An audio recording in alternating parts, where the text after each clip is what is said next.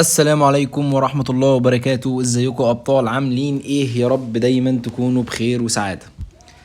تعالى بقى نحل محافظتين. نبدأ الاول بمحافظة الشرقية. طيب، نبدأ الاول بالصلاة على الحبيب صديقي، وتعالى نشوف اول سؤال بيقول ايه. بيقول لك: اثر قيام الثورة الصناعية في اوروبا بشكل واضح على ظهور احدى سلبيات العصور الحديثة. كده انا عايز سلبية. عايز ايه سلبيه؟ طبعا انت في العصور الحديثه حصل اربع حاجات: النهضه الاوروبيه، جابت بعديها ثوره صناعيه، ثم كشوف جغرافيه، ثم ظهور الاستعمار اللي هو الاحتلال، يعني اللي هو ليه الاحتلال. وده كان سلبيات العصور الحديثه، الاستعمار. طب انت ليه بتروح تحتل الدول؟ بروح احتل الدول عشان اخد منها المواد الخام اللي دخلها في المصانع عندي. مش انا قلت انا عملت ثوره صناعيه وبقى عندي الات، والات بتشتغل بقوه البخار بالفحم اللي هي الطاقه الحفريه. تمام؟ فانا عندي اله دلوقتي عايز اصنع بقى، محتاج مثلا زي قطن، طب محتاج زي قصب السكر، اي مواد خام اجيبها عشان ادخلها في المصانع عندي وابدا اصنع. يبقى هنا كان السلبيه وظهور الايه؟ الاستعمار. تمام؟ ده اللي له علاقه بالثوره الصناعيه. لكن طبعا مش الحروب العالميه، يعني الحرب العالميه ما قامتش عشان ليها علاقه بالثوره الصناعيه، ولا استغلال موارد البيئه، ولا تفشي الامراض الايه؟ الخطيره. لان تفشي الامراض الخطيره هيبقى في التاريخ المعاصر. سؤال رقم 2: تقوم مبادرة حياة كريمة على تحسين الحياة للطبقات الأكثر احتياجا. الطبقات الأكثر ايه؟ احتياجا. يعني بمعنى صح كده، المبادرة دي بتحل مشكلة عندك في المجتمع، وهم مين؟ الفقراء اللي هم الأكثر احتياجا. حلو. حل المشكلات دي من ايه؟ من أهداف دراسة التاريخ. والله يا مستر انا عارف ان اللي بيحافظ على مكتسبات المجتمع وبيحل اي مشكلة في المجتمع ده كده عنده مسؤولية، يبقى بنقول عليه تنمية الشعور بالمسؤولية. تنمية الشعور بالايه؟ بالمسؤولية. لكن طبعا مش عبرة ده بيجيب لك اتنين: واحد اخطأ والتاني خدوا عبرة، او حد اخطأ والتاني خدوا عبرة. ابراز القدوة الصالحة مش مديني قدوة صالحة، مش مديني شخصية. ولا الابتعاد عن التعصب. قلت لك الابتعاد عن التعصب ده تقبل الرأي الاخر او الاستفادة من الحضارات الاخرى يعني. سؤال رقم 3: ارتبط ظهور احدى المصادر التاريخية في مصر بجريان نهر النيل على ارضها. يعني عايز مصدر من دول ليه علاقة بنهر النيل. هل الآثار ليها علاقة بنهر النيل؟ لا، الآثار ليها علاقة بالثروات المعدنية، التماثيل والمعابد، كل الحاجات دي بتقوم بايه؟ بالصخور. تمام؟ حاجات ليها علاقة بالثروة المعدنية اللي عندك. طب هل النقوش؟ برضو لا، انت عارف النقوش برضو معمولة على احجار. تمام؟ زي مثلا لما اتكلمنا على النقوش الغائرة والنقوش البارزة. تمام؟ زي النقوش الغائرة زي حجر باليرمو اللي كان معمول على طبعا حجر من الديوريت الاسود. اما النقوش البارزة زي صلاية نعارمر واللي كانت معمولة على حجر الشيست الاخضر. النقود مصر اصلا ما كانش فيها نقود، يبقى هي البرديات طبعا، لان البرديات بتتزرع على جوانب ايه؟ نهر النيل. تمام؟ فدي ليها علاقة بنهر الايه؟ النيل. سؤال رقم 4: مثل وجود الجنادل جنوب نهر النيل بمصر اثر ايجابي. اثر ايه ايجابي؟ يبقى انا كده عايز الحاجة الايجابية للجنادل في بعض فترات العصور القديمة. على طب وجود الجنادل اللي هي الصخور اللي تحت كان ليها اثر ايجابي في ايه يا صديقي؟ اثر ايجابي في تحقيق الامن القومي. ليه؟ اي واحد عدو جاي من تحت من عند نهر النيل بالسفن بتاعته مش هيعرف يخش مصر، مش هيعرف يخش ايه مصر. وده بفضل الجنادل والصخور اللي موجودة في الجنوب. فهي كده حمتني من اي واحد عايز يجي بسفينة عشان يجي يضربني. تمام؟ يبقى هي كده حققت لي الامن الايه؟ القومي. لكن هل التواصل حضاري بين مصر والنوبة؟ لا طبعا، لان انت اصلا كده قافل عليا، يعني الجنادل دي قافله عليا، فمش هعرف انا كمان اطلع بسفني عند شمال السودان لحد ما يجي طبعا سنوسرت الثالث وهو اللي هيشق قناه في الجنادل. تمام؟ طب هل انتعاش حركه التجاره؟ دي برضو مش من الاثار الايجابيه، دي من الاثار السلبيه، لان حركه التجاره ما كانتش منتعشه. ما كناش بنعرف نتاجر من خلال نهر النيل بسبب وجود الجنادل. طب هل الوصول للوحده السياسيه؟ لا طبعا. نهر النيل ذات نفسه هو اللي ساعد على الوحدة السياسية، لكن أنا بتكلم هنا عن الجنادل. جنادل واثرها الايه الايجابي. سؤال رقم 5. تعددت الاعياد الخاصه باحتفالات الجيش في عصر الدوله الحديثه بمصر القديمه نتيجه تحقيق انتصارات عسكريه متعدده. تحقيق انتصارات عسكريه متعدده. بس فين بقى يا صديقي؟ هل في بلاد بونت؟ لا والله، ما احنا كل اللي خدناه مع بلاد بونت ان احنا كنا بنتاجر معاهم، وكانت اشهر تجاره اللي عملتها حتشبسوت لما ارسلت 5 سفن الى بلاد بونت. ده غير كمان سنوسرت الثالث اللي عمل قناه سويس علشان برضو يسهل التجاره مع بلاد بونت، وحتشبسوت هتيجي تستفيد من القناه دي. طب هل النوبه؟ لا طبعا. طب هل ليبيا؟ برضو لا، حصلش حروب في ليبيا. ولكن بلاد الشام يا صديقي اللي هي بلاد سوريا. ليه؟ لان انت في بلاد سوريا هيحصل معارك زي معركه مجدو اللي خضعت حتمس الثالث ضد امراء سوريا، وهتحصل برضو معركه زي معركه قادش مع ملك رمسيس الثاني. سؤال رقم 6. كان اقصى اتساع جغرافي لتجاره مصر خارجيا. هنا انا بكلمك على اقصى اتساع، يعني اكتر واحد بعد عشان يتاجر مع ناس ابعد. عشان يتاجر مع ناس ايه ابعد؟ هل في الدولة القديمة؟ لا، ولا عصر الدولة الوسطى، ولا عصر الدولة الحديثة، وانما العصر المتأخر. ليه؟ لان الراجل ده هو اللي بعد قوي. قال لك انا نفسي الف حوالين القارة الافريقية كلها، واستعان بالفينيقيين فعلا في اول رحلة استكشافية في 600 قبل الميلاد. الرحله دي طبعا قعدت 3 سنين، وجم الفينيقيين المراكب بتاعتهم محمله بخير كتير جدا، وده دعم الاقتصاد المصري، لان السفن لما جت بالخير ده كله ده كده ايه؟ حسن اقتصادك. سؤال رقم 7. تسعى مصر دائما لتأمين المجال الحيوي من جهة الشمال الشرقي للحفاظ على أمنها الايه؟ القومي. يعني مصر دايما بتبقى عايزة تأمن الجهة الشمالية الشرقية دي. اللي هي الشمالية الشرقية دي اللي هي بلاد الشام اللي احنا لسه مكلمين عنها، اللي هي منطقة سوريا، تمام؟ او زي ما بيقولوا كده الاقليم السوري او الحضارة الفينيقية، يعني الحضارة الفينيقية قامت في المنطقة الشمالية الشرقية بتاعتها. طيب، تتشابه هذه الجهود مع اعمال احد ملوك مصر القديمة. هو مين في دول اللي عمل على تأمين المجال الحيوي؟ المجال الايه؟ الحيوي. هل منتحتب الثاني؟ لا طبعا. منتحتب الثاني كل اللي هو عمله يا مستر انه جه اعاد توحيد البلاد، وهو اللي اسس الدوله الوسطى.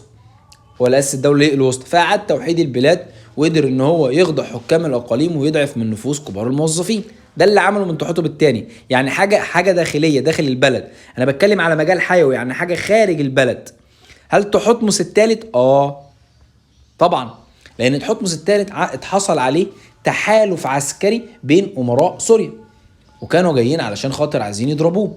فالراجل راح طلع لهم، قال لك الهجوم خير وسيله من الدفاع، انا هاجمهم واطلع عينهم قبل ما هم يجي ايه عشان يضربوني. وراح بالفعل علشان يضربهم في اماره مجدو، وهتسمى المعركه بمعركه مجدو، ويهزمهم هزيمه ساحقه. لكن طبعا مش احمس. انا بتكلم هنا على المجال الحيوي، يعني الدوله اللي على حدودك اللي هي زي سوريا، منطقه سوريا، عشان ما حدش يجي يقول له يا مستر طب ما احمس طرد الهكسوس. يا حبيبي الهكسوس كانوا جوه البلد، محتلينك، تمام؟ انا بتكلم هنا على المجال الحيوي، يعني حاجه خارج البلد.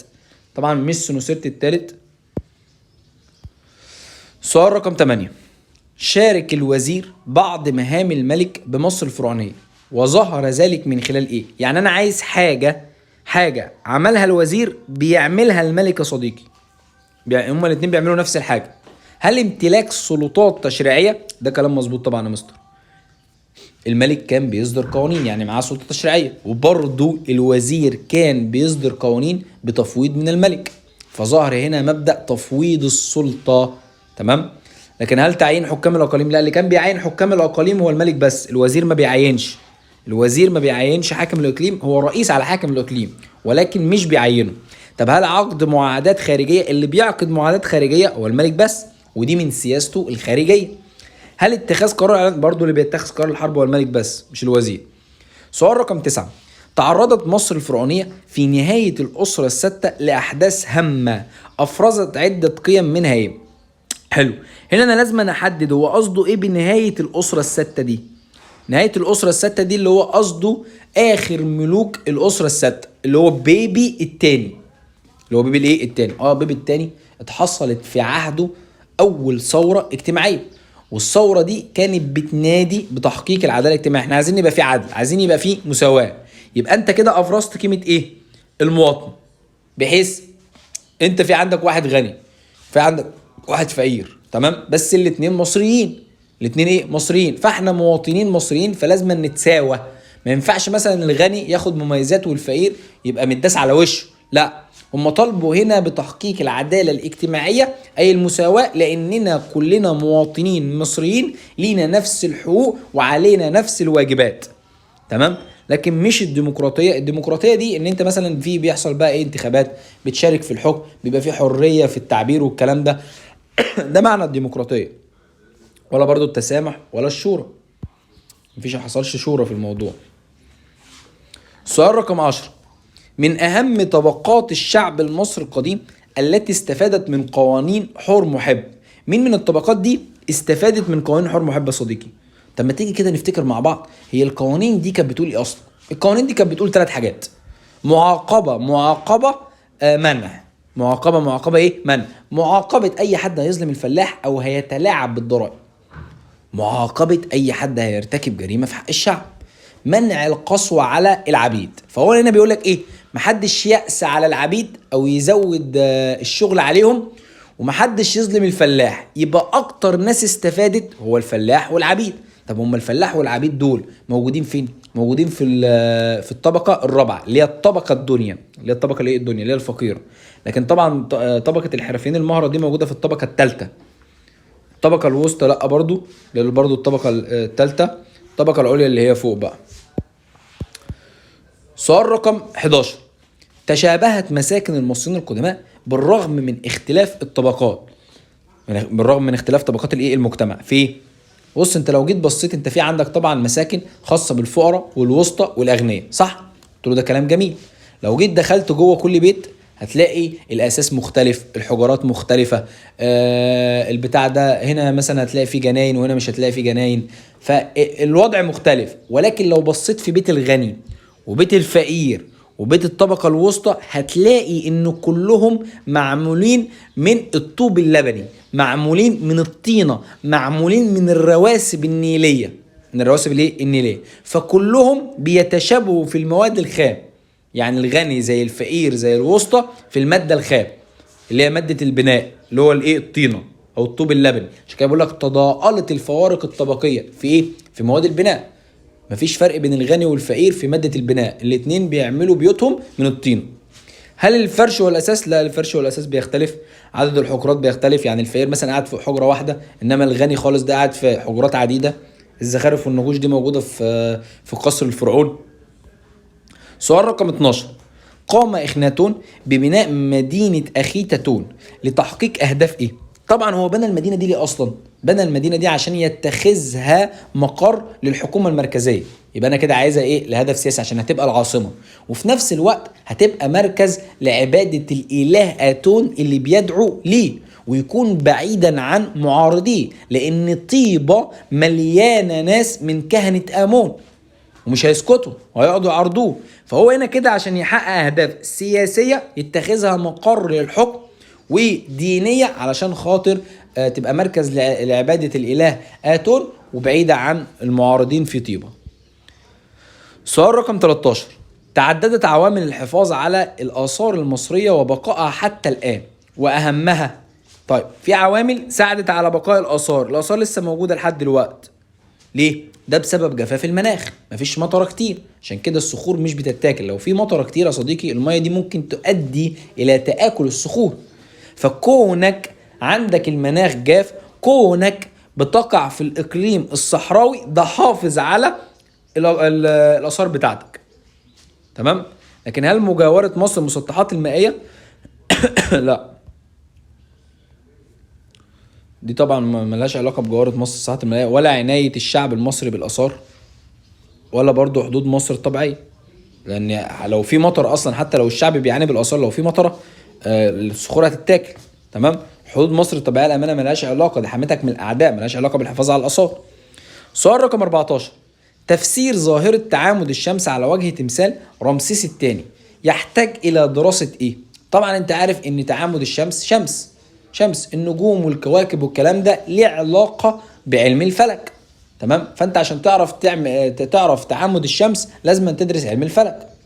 طيب، وكمان عشان تظبط الزوايا في بناء المعبد، انه الشمس تتعامد في الاتجاه ده، وتحط انت بقى كمهندس اتجاه المعبد والكلام ده، فده له علاقه بعلم الايه الهندسه. يبقى لدراسه علم الهندسه والايه والفلك. تعال بقى صديقي نتكلم عن الاسئله المقاليه. اول سؤال: من خلال دراستك لتاريخ مصر القديمه حدد اوجه الشبه بين اهداف الدراسه المصريه القديمه في التنميه الزراعيه خلال عصر الدوله الوسطى وحديثا. تمام. هو كده بيتكلم على التنميه الايه الزراعيه. اهداف الدراسه المصريه القديمه في تحقيق الايه التنميه الزراعيه. طيب بص يا صديقي، اوجه الشبه مثلا انت عندك زمان حصل سد اللاهون، وحديثا اللي هو في وقتنا الحالي حصل السد العالي. يبقى اول حاجه بناء السدود اللي هو سد اللاهون والسد العالي. تاني حاجه يا صديقي ان زمان كانوا بيعملوا ترع، وبرضه حاليا في ترع، يبقى اقامه مشروعات الري زي حفر الترع. طيب زمان برضو زادت مساحات الأراضي الزراعية، لأن أنت عارف سد اللاهون نتج عنه زراعة 27,000 فدان. السد العالي برضو نتج عنه زيادة مساحة الأراضي الزراعية. يبقى أنت بناء سدود ده حصل زمان ودلوقتي، ترع زمان ودلوقتي، زاد مساحة الأراضي الزراعية زمان ودلوقتي. طيب السؤال رقم 2: دلل على صحة العبارة الآتية: كان للعوامل الطبيعية تأثيرا واضحا في تشكيل الحياة الفنية والمعمارية في حياة المصري القديم. طبعا، لأن هو الفنان المصري ده لما يجي يشتغل هيشتغل ازاي؟ بخامات طبيعية. يعني زي النحات مثلا، النحات لما يجي يعمل تمثاله هيعمله بإيه؟ بالطينة. ما الطينة دي إيه يا صديقي؟ من الطبيعة.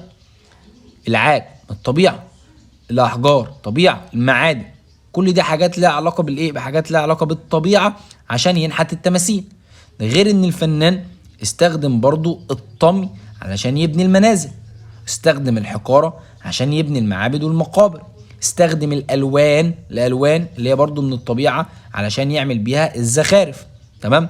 فهنا الفنان وكمان اللي هم العمارة اتأثرت بالعوامل الطبيعية. الفنان بقى اللي هو قلت لك زي النحت، تمام، والعمارة زي مثلا البيوت معمولة من الطمي وفي من الطبيعة واللي معمولة من الحجار. حتى الفنان اللي بيعمل الزخارف بيجيب الألوان بتاعته من الطبيعة.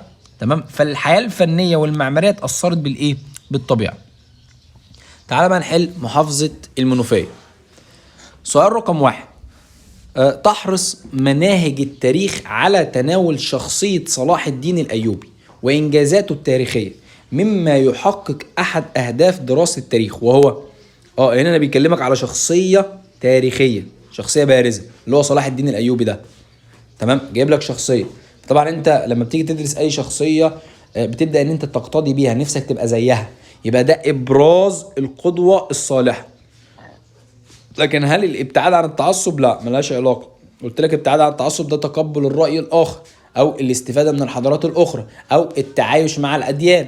ممكن تلاقي مسيحيين مع مسلمين عادي بيتعايشوا، يبقى هم كده بيبتعدوا عن التعصب، مش متعصبين دينيا. طب هل استخلاص العبر؟ قلت لك العبرة يجيب لك واحد عبرة، واحد تجنب الخطأ اللي هو فيه واقع فيه واحد تاني. ده معنى استخلاص العبرة. تنمية الشعور بالمسؤولية حكينا ان انت تبقى مسؤول في الحفاظ على مكتسبات المجتمع وفي نفس الوقت تحل المشكلات. سؤال رقم 2: ينتمي دخول المسيحية الى مصر على يد القديس مرقس في القرن الاول الميلادي الى المسيحية دخلت على يد مرقس ده امتى؟ في القرن الاول الميلادي. القرن الاول الميلادي. حلو. يبقى دي في العصور القديمة صديقي، دي في العصور القديمه، اللي دي بيتكلم على ظهور المسيحيه، بدايه ظهور المسيحيه. عشان ما حدش يقول يا مستر طب ما المسيحيه كانت في الوسط. يا حبيبي دي انتشار المسيحيه. انتشار المسيحيه، ان هو هنا بيقول لك في القرن الاول الميلادي. القرن الاول الميلادي ده ان هو اول 100 سنه، اول 100 سنه. والعصور القديمه هتنتهي في 476 ميلاديا، اللي هو في القرن الخامس الميلادي. يعني العصور القديمة هتنتهي في القرن الخامس، فهو بيقول لك دخولها في القرن الأول، معنى كده إن أنت كنت لسه في العصور القديمة. سؤال رقم 3: يمكن دراسة تفاصيل الرحلة التي أرسلها الملك سنفرو مؤسس الأسرة الرابعة إلى فينيقيا لإحضار أخشاب الأرز من خلال، أو مؤسس الأسرة الرابعة اللي هو المعلم سنفرو. سنفرو ده راح برحلة طبعا 40 سفينة عشان يجيب خشب الأرز. الأسرة الرابعة، الأسرة الرابعة، مين في دول اتكلم عن الأسرة الرابعة؟ هل الاستراقة؟ لا يا صديقي، الاستراقة دي كانت بتاعت الطبقة الوسطى والفقيرة، ودي كانوا بيكتبوا عليها الإيصالات، بيكتبوا عليها الخطابات، بيتدربوا على الكتاب، فدي ملهاش علاقة بالأسر أصلا، ما بيكتبش عليها الأسر. طب صلاة نعرمر ما اتكلمتش غير على الوحدة التاريخية التانية اللي عملها نعرمر، يعني هي اتكلمت عن مينا بس، اللي هي الأسرة الأولى. طب هل بردية إبرس اتكلمت عن الطب اللي هو التخصص المهني. لكن حجر باليرمو يا صديقي هو اللي اتكلم عن الملوك اللي موجودة قبل الأسرات لحد الملك الثالث في الأسرة الخامسة، فمعنى كده ان هو اتكلم عن الأسرة الرابعة. سؤال رقم 4، العامل المشترك في قيام حضارات العالم القديم هو العامل المشترك في قيام حضارات العالم القديم؟ هل المناخ يختلف، ممكن تلاقي مناخ ده غير مناخ ده غير مناخ ده، مفيش دولة مناخها زي مناخ التاني أبدا. ولا الموقع، مفيش برضو دولة موقعها بيتشابه، تمام، فالموقع بيختلف برضو. طب هل الأرض الساحلية؟ برضو بيختلف، تمام، يعني هتلاقي مثلا العراق ومصر شبه بعض، فينيقيا مش شبههم تماما، ده طبيعة جبلية أكتر فمش شبههم، لكن كله بيتشابه في الثروة البشرية، كله بيتشابه في كفاح الإنسان، لأن كل الحضارات كافح فيها الإنسان عشان يعمل حضارة، تمام. سؤال رقم 6، الحضارة المصرية مليئة بالأسرار التي لم نستطع التوصل إليها في عصرنا الحالي، وذلك يؤكد على سمة اتسمت بها، وهي بيقول لك حضارة مليئة بالأسرار، واحنا لحد دلوقتي ما توصلناش إليها. زي مثلا علم التحنيط، احنا لحد دلوقتي ما نعرفش المصريين يا شباب كانوا بيحنطوا الجثة ازاي، تمام. فده بيدل على على التقدم، ان هم كانوا متقدمين جدا لدرجة ان احنا في حاجات اصلا مش عارفين نوصل لها لحد دلوقتي. لكن الأصالة ده لو قال لك مثلا في السؤال ان هي قامت على جهود ابنائها، دي كده تاخد الأصالة. الاستمرارية دي لو جاب لك حاجة بتدل على الاستمرارية. القدم دي ان هي اقدم الحضارات، يعني من 7000 سنة. سؤال رقم 6، كان بناء المصري القديم مسكنه في المناطق المرتفعة يرجع الى يعني المصري انت عارف كان بيعمل بيته في مناطق مرتفعة. قلت له ليه؟ قال لي يا عم عشان اتجنب خطر الفيضان.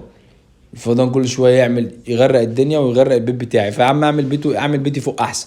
فهنا عايز يتجنب الاخطار الطبيعيه، لكن لا تفضيله للمناخ، ما كانش بيعمل كده عشان المناخ ولا الابتعاد عن الحيوانات المفترسه ولا رغبته في الانعزال. سؤال رقم 7، اي من هذه الكتابات كان يطلق عليها الكتابه المقدسه، الخط المقدس، واللي كان بيتكتب بيها النصوص الدينيه، وكمان كانت نقوش على جدران المعابد والاهرامات؟ دي كانت الهيروغليفيه. ودي طبعا الكتابه الام اللي كتبها المصري القديم، وطبعا دي كانت من كائنات حيه وظواهر طبيعيه، طبيعيه، فهتبقى الهيروغليفيه. لكن الهيراتيقيه دي كتابه رجال الدين، الديموتيقيه دي اللغه الدارجه او العامه، اللغه العاميه، تمام، ودي هتظهر طبعا في العصر المتاخر. القبطيه طبعا دي اللي هي الميكس بين حروف اغريقيه وحروف مصريه، ودي هتظهر ايام ما كان الرومان محتلينك.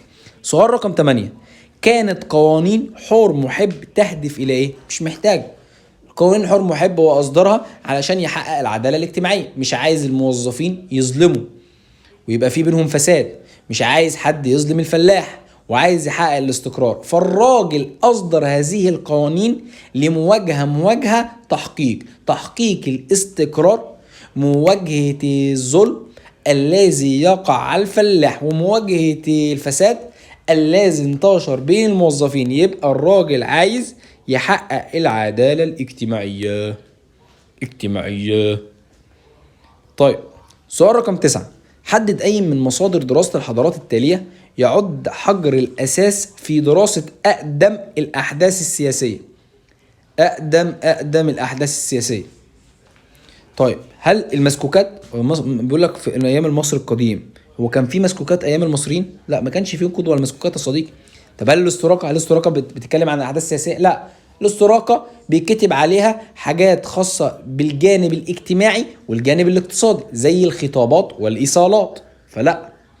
طب هل الاساطير دي لها علاقه بالدين وبتعبر عن عادات وتقاليد المجتمع، فملاش علاقه بالايه باللي بيقدم الاحداث السياسيه. ولكن ممكن اقول هنا النقوش الغائره. النقوش الايه الغائره ليه؟ له حجر بريرمو صديقي. ما حجر بريرمو يعتبر هو اللي اداني اقدم الاحداث السياسيه، لانه اتكلم عن الملوك اللي كانت موجوده ما قبل الاسرات لحد الملك الثالث في الاسره الخمسه. تمام. فهو اتكلم كده عن اقدم الاحداث الايه السياسيه. سؤال رقم 10. يدل تسمية عصر الدولة القديمة بعصر بناة الأهرامات على إيه؟ يعني أنت سميت عصر الدولة القديمة بعصر بناة الأهرامات على زيادة القوة الاقتصادية. أنت كنتش هتعرف تعمل الأهرامات دي غير لما كان عندك زيادة في الثراء وكثرة في الموارد. عندك موارد كتير فاستغليت الموارد الكتير دي في إنك تبني بيها أهرامات. تمام. فده بيدل على زيادة القوة الاقتصادية. لكن أنت ما بنتش الأهرامات بتواصل حضاري. يعني فكرة الأهرامات دي جاية من عندنا احنا، ما خدناش من حد مثلا. ولا برضو قوة الدولة العسكرية اللي بتمتاز بقوة الدولة العسكرية ده في عهد الدولة الحديثة. طب هل نفوذ حكام الأقاليم؟ لا طبعا. أيام الدولة القديمة أصلا حكام الأقاليم كانوا ضعاف لحد بس عهد بيبي الثاني، هو ده الوحيد اللي كان ضعيف في الدولة في عصر الدولة القديمة. سؤال رقم 11. يعتبر أقدم المناصب التي ظهرت في مصر الفرعونية. ايه اقدم منصب يا صديقي ظهر في مصر الفرعونيه؟ اقدم منصب والله يا مستر اقدم منصب في مصر الفرعونيه كان حاكم الاقليم. طب ازاي يا مستر؟ ده موجود في راس الهرم الهداري ان اول واحد الفرعون. ايوه يا صديقي، بس ظهور منصب الفرعون ده ظهر مع توحيد مينا للبلاد. هل قبل ما مينا يوحد البلاد ما كانش في حاكم اقليم؟ لا كان في حاكم اقليم، لأن مصر كانت مقسمة إلى أقاليم وده ظهر قبل الوحدة الأولى وقبل الوحدة الثانية. تمام. فأنت قبل ما توحد البلاد أصلا إذا كان الوحدة الأولى أو الوحدة الثانية كان في حكام أقاليم. أقاليم. تمام. سؤال رقم 12. يعود تقدم المصريين القدماء في الصناعات المعدنية إلى عدة عوامل منها، يعني أنت عارف ان المصري كان بيصنع صناعات معدنيه، كان منها الذهب والفضه. الفضه طبعا كانت محدوده وعشان احنا كنا اغنياء كانت معظم صناعاتنا من الذهب، ودي اظهر براعته فيها المصري القديم. يصنع بقى حلي واواني من الذهب واقنعه وتيجان وتوابيت مثل تابوت توت عنخ امون. ايه ليله كبيره سعادتك، ليله كبير. فدي بتدل على مهاره الصانع المصري لانه اظهر براعته في صناعه الذهب. تمام. سؤال رقم 13. العلم الذي ارتبطت دراسته برجال الدين بشكل مباشر في مصر الفرعونية. ايه العلم من ده اللي ارتبط دراسته برجال الدين؟ علم الفلك على طول، لانه بشكل مباشر. ليه؟ لان تطور علم الفلك بيرجع الى التأثر الديني. انت كنت متأثر بالدين علشان كده طورت من علم الفلك. واول من اهتموا بعلم الفلك هم كهنة هليوبلس. كانت هليوبلس. لكن الحساب اكتر حاجه كانت الزراعه والهندسه، برضو حاجات اللي هي الزراعه، والطب لا، الطب اللي هو التخصصات بقى الطبيه والكلام ده. سؤال رقم 14. الاختراعات الجديده التي ساهمت في بناء وتطور الحضاره المصريه القديمه من المفترض ان تخرج منين؟ تخرج منين؟ مش محتاجه. هو مين اللي حافظ على اللغه والهويه والحضاره المصريه؟ اللي هي مراكز البحث العلمي، اللي هي بيوت الحياه، اللي هي جامعه هليوبلس. مش دول اللي حافظوا على روح الحضارة، حافظت على تراثك. تمام. فطبعا هتخرج من المراكز دي. المراكز دي يعتبر هي اللي حافظت لك على كل حاجة وكانت متسمية ببيوت الحياة. طيب تعال نحل المقال. اول سؤال في المقال بيقول لك انا عايزك تقول لي مدى مصداقية العبارة الآتية. ارتبطت العمارة في مصر الفرعونية ببعض مظاهر التقسيم الطبقي. بعد مظاهر التقسيم الطبقي. طبعا العباره هتبقى صادقه. طب ازاي صادقه؟ ازاي يا مستر؟ تعال اقول لك يا صديقي. فاكر تخطيط المدن؟ تخطيط المدن كان بيتم على اساس طبقي. فانت لو جيت دخلت مثلا في المدينه من جوه هتلاقي في احياء للطبقه الفقيره، وهتلاقي في احياء للطبقه الوسطى، وهتلاقي في احياء لكبار الدوله اللي هم الطبقه العليا. تمام. فاحياء طبعا والاحياء بتختلف. طيب سؤال رقم 2: ما العلاقة بين عقيدة البعث والخلود عند المصري القديم والصناعة؟ ايه العلاقة يا صديقي؟ والله يا مستر، ادى اعتقاد المصري القديم في البعث والخلود ان هو بدأ يعمل حاجة اسمها الاساس الجنائزي. لان انت عارف ان الاعتقاد في البعث والخلود خلت المصري يعمل مقابر حصينة ويعمل اهرامات ضخمة، وخليته يعمل يحنط الجثة، وخليته كمان يعمل حاجة اسمها الاساس الجنائزي. تمام؟ اللي هو بقى ايه، بيوفر الاساس والادوات مع الميت عشان لما يبعث من ايه، من جديد. فعقيده البعث والخلود اثرت على الصناعه، بس انا هتكلم هنا على الصناعه، مش هتكلم على كل حاجه، هتكلم بقى على الاساس الجنائزي بس، لان ده اللي مرتبط بالصناعه. يعني مش هتكلم على المقابر مثلا، المقابر والاهرامات دي ليها علاقه بالعماره، ملهاش علاقه بالصناعه. التحنيط ليه علاقه بالعلم، تمام، انما اللي ليه علاقه بالصناعه هو الاساس الجنائزي. وبكده بقى خلصنا صديقي. ما تنساش بس تعمل لايك علشان يوصل لكل صحابك وكل ايه، وكل الطلاب ان شاء الله. بالتوفيق.